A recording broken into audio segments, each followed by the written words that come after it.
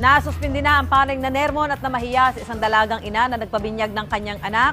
Humingi na rin ng tawad ang pari. Pero labis raw na nasaktan ang pamilya ng ina ng bata dahil sa kahihiyang sinapit dahil sa panenermon sa harap ng publiko.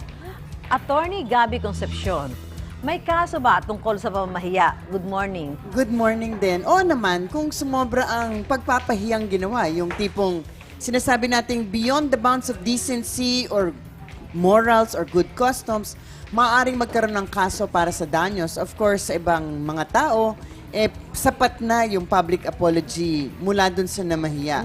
Okay? Kasi kung minsan yun naman ang hanap nila, di ba? Yung kanilang suffering ay mabawasan ng konti. So sa ilalim po ng batas na torts or quasi-delicts, isang sanga ng batas na ang sakop ay mga private wrongs or injuries na hindi bunga ng isang kontrata, tulad na nga rito yung mga kaso ng negligence o pagpapabaya, at meron din yung tinatawag nga natin sa kasong to, yung contra bonus mores o against good morals. At pag ang isang tao gumawa ng isang bagay na contra bonus mores, nagkakaroon ng liabilidad for damages o danyos. So anong ibig sabihin ito? Pwede kang pwede mong kasuhan, ganyan, yung contra bonus Oo. mores? Actually, ito yung tinatawag nating catch-all na provision sa ilalim ng batas natin. Ito yung Article 21 ng Civil Code na nagsasabing, any person who causes injury to another in any manner na contrary to morals, good customs, or public policy shall compensate the latter for the damage. So, basta, kahit itong catch-all nga kasi parang kahit na ano, basta mukhang sumobra at hindi ka tanggap-tanggap, may liabilidad. So, yan po yung contra bonus mores, contrary to morals or good customs. So ito yung lagi pag napahiya Lalo na ka sa ating talaga. mga Pilipino, di ba? Pag yung pinahiya ka sa maraming tao, malaking ano yan, malaking dagok at nagkakaroon ng Pero liabilidad. teka, attorney, lagi bang pera ba ang laging pambayad sa danyos? Well, usually, di ba yan ang tinatawag nating universal currency, Okay. pera. Pag nagkaroon nga ng kasong pamamahiya na umabot sa Korte Suprema. So, actually, siguro isang halimbawa na to kasi meron din tayong sa balita na pinahiya naman sa isang grocery, di ba? So parang yan din ang provision ng batas na ginamit. So umabot na nga sa Korte Suprema ang kaso kasi yung mama habang nag-grocery, siguro na bumili yung asawa niya ng isang suklay na maliit. So nahuhulog siguro sa cart habang nakikipagkwentuhan, linagay niya sa bulsa niya. Tapos nakalimutan niya hanggang umabot na sila sa parking lot at hinabol siya ng gwardya. So syempre sabi niya, ay naku, nakalimutan ko lang bayaran. Pero yung mga gwardya in front of the others, naku, nakaw yan.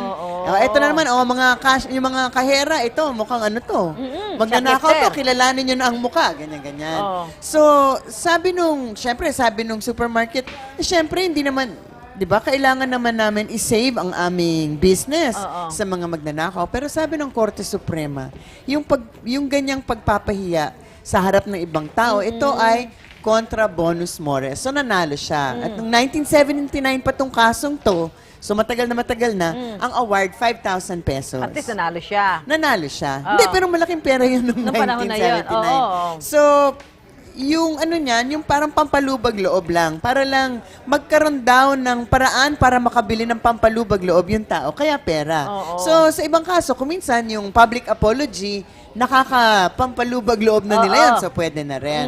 So, pwede rin pong dahan-dahan din po kasi kung minsan dala ng bugso ng damdamin, nahihiya natin ibang tao in public, kung minsan nananampal tayo, ganyan. Pwede pong magkaroon ng criminal kaso at tinatawag dito slander by deed.